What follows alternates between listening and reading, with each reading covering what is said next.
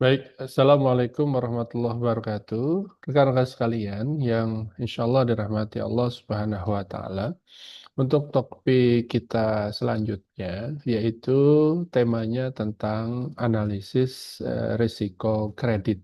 Ya, ini adalah salah satu materi yang cukup penting, yang juga harus kita miliki pemahamannya dan kita perlu menganalisis apa yang akan terjadi ya apabila ya kredit tersebut yang di apa namanya kredit yang diajukan oleh perusahaan itu ya ternyata perusahaan tersebut mengalami gagal bayar misalnya. Nah, ini menjadi sebuah sebuah analisis yang harus kita lakukan sebelum kita memutuskan untuk mengambil kredit atau pinjaman.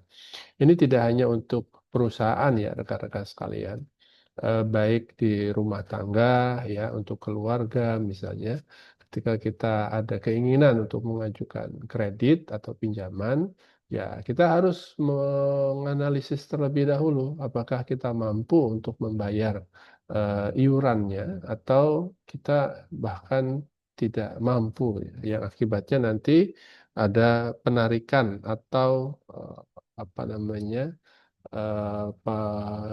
pengambilan ya secara sepihak gitu ya yang tidak kita harapkan itu terjadi. Baik, kita langsung saja ya tentang resiko kredit. Nah, rekan-rekan sekalian yang insya Allah dirahmati Allah Subhanahu wa Ta'ala, terlebih dahulu kita awali dengan mengucap Al-Basmalah. Bismillahirrahmanirrahim. Eh, Resiko kredit terjadi jika counterparty atau pihak lain dalam bisnis kita tidak bisa memenuhi kewajibannya, ya, atau one prestasi. Nah, resiko kredit banyak muncul karena peristiwa gagal bayar yang dialami oleh perusahaan-perusahaan. Ya, pada saat krisis ekonomi, tingkat bunga yang tinggi, pertumbuhan ekonomi yang lambat mengakibatkan persoalan resiko kredit yang lebih serius. Ya, untuk mengantisipasi resiko kredit, maka perlu diketahui teknik-teknik pengukuran resiko secara kualitatif maupun secara kuantitatif. Ya, ini yang nanti akan kita bahas secara mendalam tentang teknik pengukuran resiko kredit secara kualitatif maupun juga secara kuantitatif. Nah, rekan-rekan sekalian, kalau kita melihat contoh di dalam dunia perbankan, ya, analisis risiko sering menggunakan 3R 5C. Ya. Kerangka tersebut menganalisis kemampuan nasabah untuk melunasi kewajiban ya dari pinjaman yang mereka ajukan kepada bank. Ya. Nah, kerangka analisis kredit 3R dan 5C digunakan untuk menganalisis resiko kredit yang dihadapi perusahaan. Nah, apa itu 3R 5C? Nah, ini bisa kita lihat di sini ya tentang analisis resiko kredit 3R 5C ya. Yang pertama ini adalah 3R ya. Apa itu 3R? Ya, tiga, sebentar. 3R. R yang pertama itu adalah rutun ya. Apa itu kerangka 3R yang pertama? Yang pertama itu adalah retun ya. Ya. Kemudian yang kedua itu adalah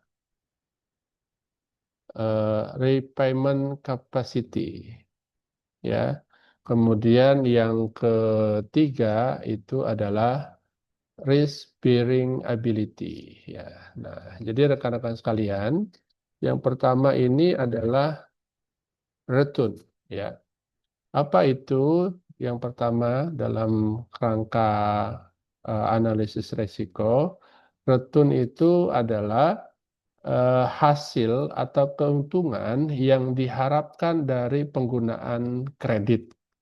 ya, hasil atau keuntungan yang diharapkan dari penggunaan kredit, ya. Nah, contohnya misalnya bagi perusahaan, mayoritas perusahaan mengajukan kredit ini untuk menambah jumlah produk, ya, atau menambah jumlah alat, ya, atau mesin yang nantinya akan meningkatkan kuantiti produk yang dihasilkan. Nah, apabila produk yang dibuat itu meningkat jumlahnya, maka barang tersebut, ya, akan ketika dijual di pasar akan mengalami keuntungan yang naik secara signifikan. Nah, ketika perusahaan mendapatkan keuntungan, maka perusahaan sangat memungkinkan mampu untuk membayar kredit atau pinjaman yang mereka ajukan kepada bank. Nah, ini yang pertama adalah return, ya, yaitu apa tadi? Hasil atau keuntungan yang diharapkan dari penggunaan kredit. Nah, kemudian yang kedua itu ada repayment capacity. Rekan-rekan sekalian, apa yang dimaksud dengan repayment capacity? Repayment capacity ini adalah kemampuan nasabah untuk membayar kembali pinjaman, ya, untuk membayar kembali pinjaman, ya. Apakah nasabah memiliki kemampuan untuk mengembalikan pinjaman atau justru malah sebaliknya? Nah, ini yang harus dianalisis, ya, di dalam perbankan untuk mengidentifikasi nasabah yang mengajukan kredit ini sehingga mereka adalah nasabah yang baik, ya, secara kapasiti dalam pengembalian pinjamannya. Nah, secara umum kalau kita menelaah lebih dalam tentang repayment capacity ini, ya, yang pertama itu adalah bagaimana perusahaan atau bank, ya, yang akan memberikan pinjaman itu menilai kemampuan debitur, ya, untuk mengembalikan pinjaman dan bunga pada saat jatuh tempo. Nah, ini perlu dianalisis yang pertama. Kemudian yang kedua adalah fokusnya adalah pada arus kas dan keuntungan yang dihasilkan oleh nasabah. Nah, ini juga, ya, yang menjadi ukuran, ya, bagi perbankan, ya, ketika ada nasabah atau perusahaan dia akan mengajukan kredit. Nah, kemudian yang ketiga ini ada risk bearing ability atau kemampuan menanggung resiko, ya. Kemampuan nasabah menanggung resiko kerugian. Nah, apa analisis yang pertama yang biasanya dilakukan dalam perbankan? Yang pertama itu biasanya perbankan menilai sampai sejauh mana usaha nasabah mampu menanggung resiko kegagalan jika terjadi hal yang tidak diinginkan. Nah, ini yang pertama. Nah, kemudian yang kedua, ya, analisis yang biasanya dilakukan oleh perbankan itu adalah kemampuan itu dapat didukung oleh modal yang kuat atau jaminan, ya, bisa dalam tanda kutip adalah agunan yang diberikan oleh nasabah, ya, yang menjaminkan entah itu rumah atau mobil gitu, ya, untuk mengajukan pinjaman tersebut. Nah, ini 3R, ya. Jadi yang pertama ada return, yang kedua ada repayment capacity, dan yang ketiga ada risk bearing ability, ya. Jadi return ini adalah hasil atau keuntungan yang diharapkan dari penggunaan kredit, ya. Kemudian yang kedua repayment ini adalah kemampuan nasabah dalam membayar kembali pokok dan bunganya, dan yang ketiga ini adalah kemampuan menanggung resiko kegagalan. Biasanya perbankan itu meminta, ya, agunan atau jaminan yang dapat dipegang oleh bank, ya, agar apabila terjadi resiko kegagalan tersebut, jaminan tersebut dapat digadaikan atau dapat dijadikan jaminan untuk mengembalikan pokok ditambah bunga, ya, yang menjadi pinjaman nasabah tersebut. Nah, itu terkait dengan 3R, ya. Nah, kemudian rekan-rekan sekalian, kemudian yang dua itu ada kerangka 5C ya. Jadi ada kerangka 3R, kemudian ada eh, kerangka 3C, kerangka 3R dan kerangka 5C. Nah, apa itu kerangka 5C? Yang pertama di sini ya ada karakter ya, karakter. Kemudian yang kedua ada capacity. Kemudian yang ketiga ada kapital. Kemudian yang keempat ada collateral. Dan yang kelima ada condition of economic. Nah, ini 5C ya, ini juga menjadi kerangka analisis kredit yang dilakukan di bank sebelum bank memutuskan memberikan pinjaman oleh nasabah. Nah, yang pertama ini ada karakter ya, yaitu karakter. Nah, apa yang bisa kita pahami tentang karakter di sini, rekan-rekan sekalian? Jadi karakter di sini artinya adalah menilai kepribadian dan riwayat perilaku keuangan calon peminjam, ya, seperti kejujuran dan tanggung jawab dalam pembayaran di masa lalu. Ya, ini ya yang diartikan dalam karakter ya dalam kerangka 5C. Nah, kemudian yang kedua ini ada capacity. Apa sih yang dimaksud dengan capacity ini? Jadi capacity ini adalah mengukur kemampuan peminjam untuk membayar kembali pinjaman. Ya, biasanya didasarkan pada pendapatan dan arus kas dari usaha atau pekerjaan yang dilakukan oleh nasabah tersebut. Ya, apakah ketika nasabah mengajukan pinjaman, dia memiliki kapasiti yang memungkinkan untuk membayar pinjamannya, pokok dan juga bunganya ya dalam jangka waktu tertentu. Nah, ini yang kedua adalah kapasitas ya. Nah, kemudian yang ketiga ini ada kapital atau kita sebutnya adalah modal ya, rekan-rekan sekalian. Jadi kapital ini ya dapat kita artikan adalah menilai modal atau kekayaan bersih yang dimiliki oleh peminjam, termasuk modal yang diinvestasikan dalam bisnis. Ya, ini menunjukkan tingkat risiko peminjam. Ya, jadi kalau untuk melihat kapital ini, ya biasanya dalam bank, ya mereka memiliki persyaratan gitu ya. Salah satunya adalah kalau dia itu pegawai, biasanya meminta apa namanya rekap gaji 6 bulan terakhir misalnya gitu ya, sehingga bank bisa menganalisis oh ternyata dia punya gaji selama 6 bulan sekian, sehingga kalau dia mengajukan eh, nominal 200 juta misalnya dalam 10 tahun, maka per bulannya misalnya sekitar 1,5 juta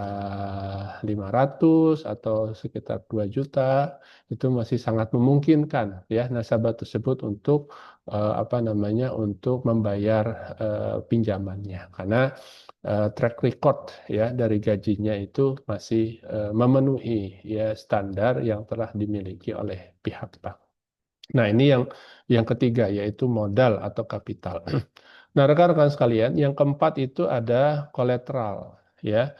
Apa itu kolateral? Kolateral ini bisa kita artikan ini adalah jaminan atau agunan, ya.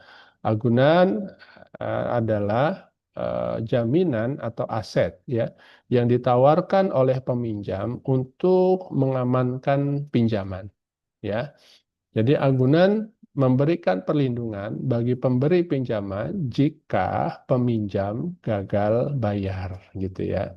Jadi ketika terjadi situasi tertentu yang mengakibatkan si peminjam itu dia tidak bisa memenuhi kewajiban untuk membayar pokok dan bunganya, maka kolateral ini di, di dapat dijual ya oleh pihak bank untuk menutupi ketidakmampuan peminjam dalam membayar iuran bulanannya. Nah, kemudian yang kelima ini adalah condition of economic, ya, atau kita artikan adalah kondisi ekonomi, ya.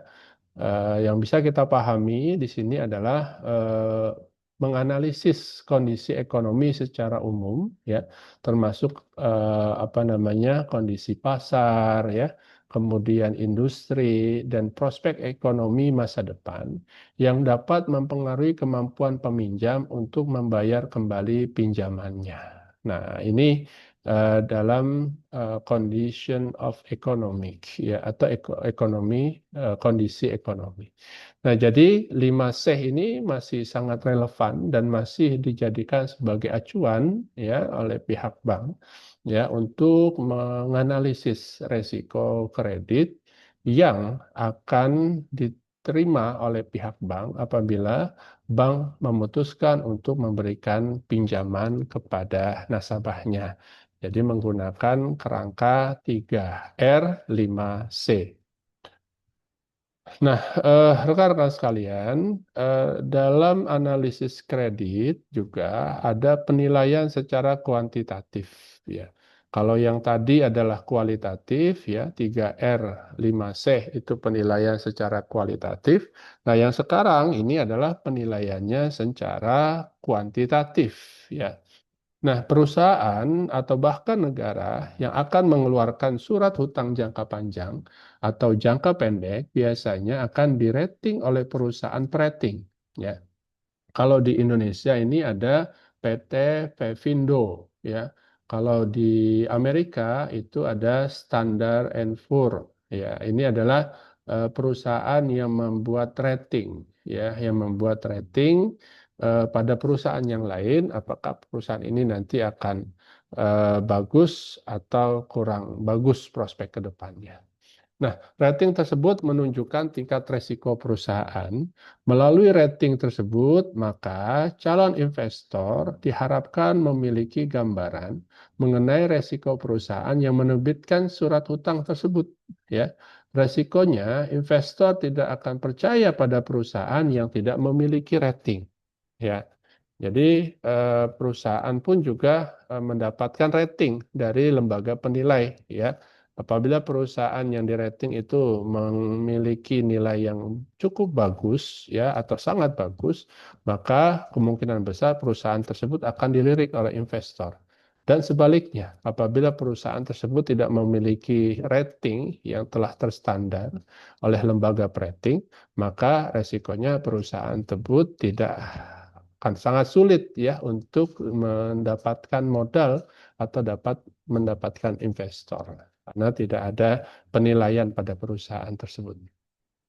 Nah, rekan-rekan sekalian, ini adalah tabel klasifikasi rating, ya, yang digunakan secara umum, ya, dalam dunia industri secara multinasional, ya.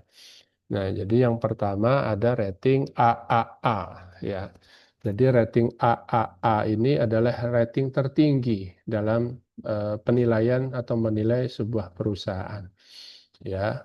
Jadi yang penjelasannya di sini dengan rating AAA ini adalah instrumen hutang dengan resiko sangat rendah, tingkat pengembalian sangat baik, excellent, perusahaan pada kondisi keuangan, perubahan pada kondisi keuangan atau ekonomi tidak akan berpengaruh secara signifikan terhadap resiko investasi. Nah, ini rating yang tertinggi gitu ya. Kemudian ada AA, ya, instrumen hutang dengan resiko sangat rendah, tingkat pengembalian yang sangat baik, perubahan pada kondisi keuangan bisnis dan ekonomi barangkali akan berpengaruh terhadap resiko investasi, tetapi tidak terlalu besar. Nah, ini AAA, ini yang A2. Nah, kemudian rating yang di bawahnya ada A, ya, pengembalian hutang dengan resiko rendah, tingkat pengembalian yang baik, meskipun perubahan pada kondisi keuangan, bisnis, dan ekonomi akan meningkatkan resiko investasi. Kemudian di bawahnya ada B3, BBB, Jika pengembalian yang memadai, perubahan pada kondisi keuangan, bisnis, dan ekonomi mempunyai kemungkinan besar meningkatkan resiko investasi dibandingkan dengan kategori yang lebih tinggi. Kemudian ada B2 atau BB, investasi. Perusahaan mempunyai kemampuan membayar bunga dan pokok pinjaman, tetapi kemungkinan tersebut rawan terhadap perubahan kondisi ekonomi, bisnis, dan keuangan. Kemudian ada rating yang terbawah, yang paling bawah ya, ada B, mengandung resiko investasi, ya, pengembalian tidak terlindungi secara memadai terhadap kondisi ekonomi, bisnis, dan keuangan. Kemudian C, instrumen keuangan bersifat spekulatif, kemungkinan besar bangkrut. Nah, yang terakhir ratingnya yang paling bawah, yang paling dasar ini adalah D, instrumen keuangan sedang bangkrut. Nah, ini tabel klasifikasi rating ya secara kuantitatif. Nah, kemudian ada beberapa model ya yang bisa kita pakai sebagai analisis resiko kredit ya secara kuantitatif. Yang pertama ada model scoring kredit, kemudian ada RAROC ya, Risk Adjustment Return of Capital, kemudian ada mortality rate, kemudian ada term structure, dan yang terakhir ada teori opsi. Nah, ini 5 model ya yang bisa dipakai untuk menganalisis resiko kredit secara kuantitatif. Nah, yang pertama ada model scoring kredit ya. Yang pertama ada model diskriminan ya dan ada model probabilitas linear. Apa itu model diskriminan? Model diskriminan ini adalah analisis untuk melihat apakah perusahaan memiliki kategori gagal bayar atau tidak gagal bayar. Nah, ini melihat perusahaan tersebut apakah memiliki dua kategori ini, ya, kategori gagal bayar atau tidak gagal bayar dalam analisis model diskriminan. Nah, kemudian yang kedua ada model probabilitas linear. Ya, analisis ini menentukan angka yang mencerminkan seberapa besar resiko gagal bayar suatu perusahaan dalam kredit yang mereka ajukan. Nah, ini model scoring kredit. Nah, tadi adalah model diskriminan. Untuk melakukan analisis diskriminan, maka diperlukan informasi keuangan seperti rasio likuiditas, ya, profitabilitas yang digunakan untuk memprediksi perusahaan masuk kategori gagal bayar atau tidak. Itu yang pertama. Jadi butuh informasi laporan keuangan perusahaan tersebut. Nah, kemudian yang kedua, tahap pertama analisis adalah mengestimasi persamaan diskriminan, yaitu dengan menggunakan variabel dependen sebagai variabel gagal bayar atau tidak, dan menggunakan rasio keuangan sebagai variabel independen. Nah, ini barulah kita melakukan scoring ya atau kita melakukan pendataan ya dari laporan keuangan yang sudah kita miliki untuk melakukan tahap yang pertama ini, yaitu analisis diskriminan dengan menggunakan variabel dependen dan variabel independen. Nah, ini adalah contoh ya, contoh analisis diskriminan gitu ya. Yang pertama adalah rasio modal kerja terhadap total aset ya, dibagi total aset. Kemudian X2-nya adalah rasio laba ditahan ya, dibagi total aset. Kemudian rasio EBIT ya, dibagi total aset. Kemudian rasio nilai pasar saham dibagi nilai buku saham. Dan yang kelima atau X5 adalah rasio penjualan dibagi total aset. Nah, nanti kalau sudah ketemu tinggal kita jumlahkan ya untuk perusahaan publik atau perusahaan pemerintah atau perusahaan yang sudah listing di dalam pasar modal gitu ya. Baru bisa kita analisis laporan keuangannya menggunakan analisis diskriminan. Setelah fungsi diskriminan diestimasi, maka tahap berikutnya adalah menggunakan fungsi untuk memprediksi kegagalan bayar. Ya, model tadi digunakan untuk perusahaan publik, sedangkan untuk perusahaan non-publik dibuat model baru. Nah, ini model baru untuk perusahaan tertutup ya, atau perusahaan yang tidak publik ya, menggunakan rasio nilai buku saham preferen ditambah biasa dibagi nilai buku total hutang. Oke. Cut off atau batas untuk mengambil kesimpulan dapat dilihat ya. Di sini batas tidak bangkrut ya, model pasar lebih besar 2,99. Kemudian model nilai buku lebih besar 2,90. Kemudian batas bangkrutnya 1,81, model nilainya adalah 1,20 dan wilayah abu-abu ya dari 1,81 sampai 2,99. Kemudian model nilai bukunya ya ini adalah 1,20 sampai dengan 2,90.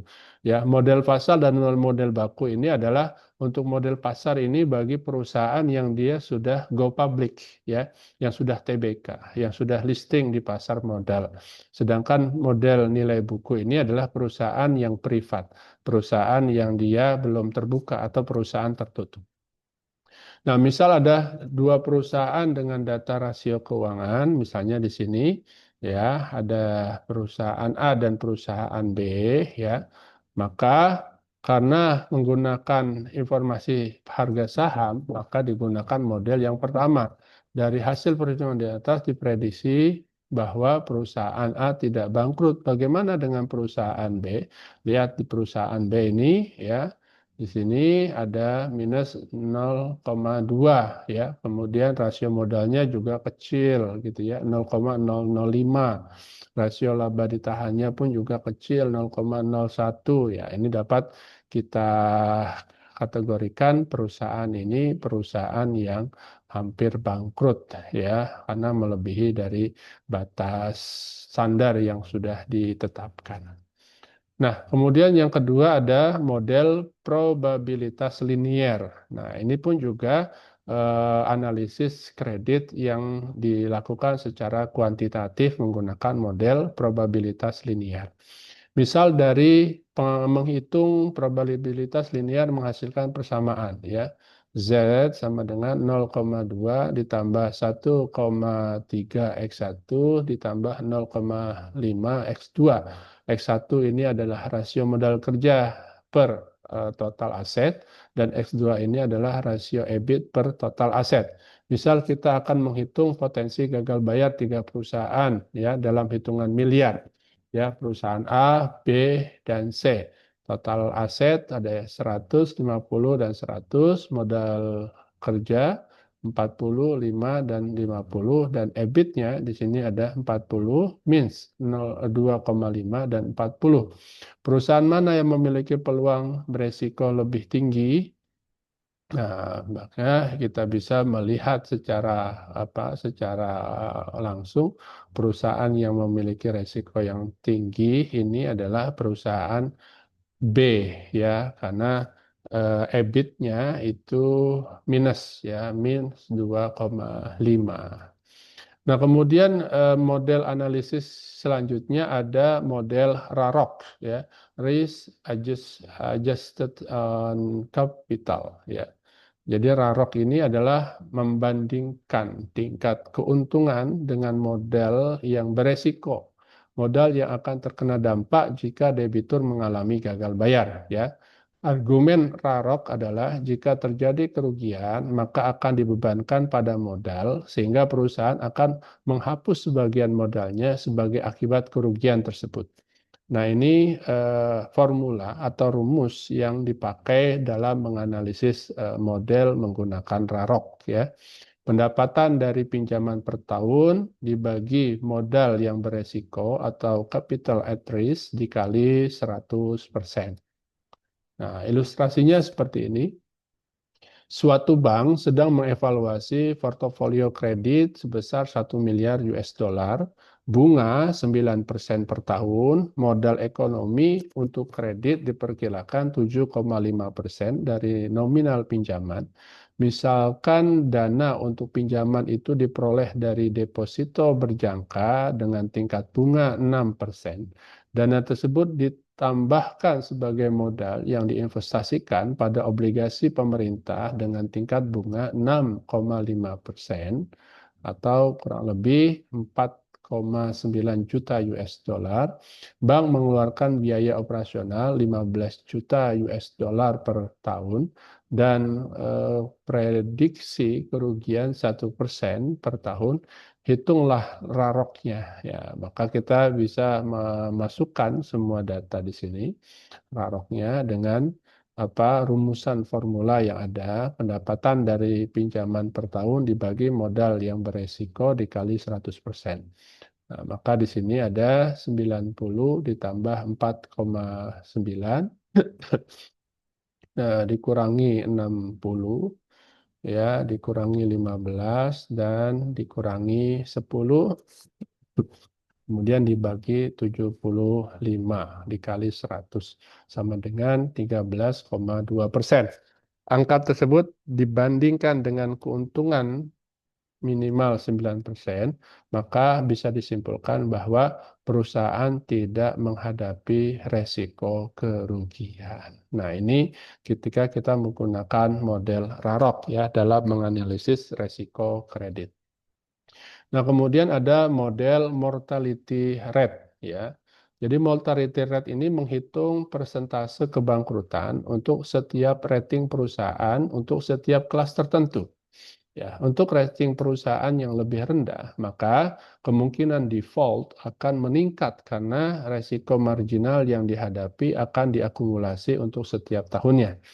Nah, semakin rendah rating obligasi, maka default obligasi pun akan semakin tinggi. Nah, ini mortality rate ya. Kemudian yang keempat ada model term struktur ya. Term struktur atau yield curve ya atau kurva hasil menunjukkan hubungan antara jangka waktu dengan yield obligasi. Ya, kurva term struktur biasanya memiliki slope positif. Semakin bertambahnya jangka waktu, biasanya perusahaan menetapkan tingkat bunga lebih tinggi karena mengandung resiko yang lebih tinggi. Nah, ini menggunakan term struktur ya. Ini bisa kalian lihat ya dalam term struktur obligasi perusahaan dan obligasi pemerintah. Ya, kalau obligasi pemerintah ini kan sudah pasti ya ditanggung oleh pemerintah. Jadi pemerintah dia memiliki dana besar ya dari APBN gitu kan. Kemudian dari hibah atau dari pinjaman ya. Kemudian kalau perusahaan ini yang sangat tinggi resikonya sehingga dia pun juga mengalami nilai obligasi yang cukup beresiko. Kemudian yang kelima ada teori opsi ya atau opsi call ya adalah hak untuk membeli aset dengan harga tertentu pada periode tertentu. Kemudian ada opsi put. Opsi put ya adalah hak untuk menjual aset dengan harga tertentu pada periode tertentu. Kemudian ada teori opsi digunakan untuk menganalisis resiko kredit di mana pemegang saham bisa digambarkan sebagai pihak yang membeli opsi call.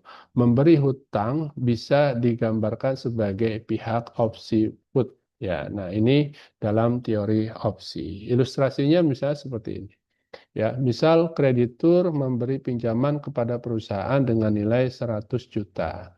Jika nilai perusahaan di atas 100 juta, kita ambil contoh ya, nilai perusahaannya adalah 250 juta, maka pemegang saham ya berhak atas sisa nilai perusahaannya yaitu 150 juta. Ya, pemegang saham harus membayar hutangnya terlebih dahulu sebesar 100 juta apabila dia ingin mendapatkan hak ya di 150 juta ini. Tapi jika nilai perusahaan di bawah 100 juta, maka pemegang saham akan kehilangan kekayaannya karena kekayaannya diambil alih oleh kreditur ya. Dalam kondisi ini adalah posisi pembeli opsi call ya, opsi call. Nah, ini di dalam ilustrasi dalam teori opsi. Nah, itu rekan-rekan sekalian ya topik kita pada pembahasan kali ini yaitu tentang analisis resiko kredit. Jadi rekan-rekan sekalian, kesimpulan yang bisa kita ambil dalam menganalisis resiko kredit ini dapat kita bagi atau dapat kita lakukan dengan dua cara.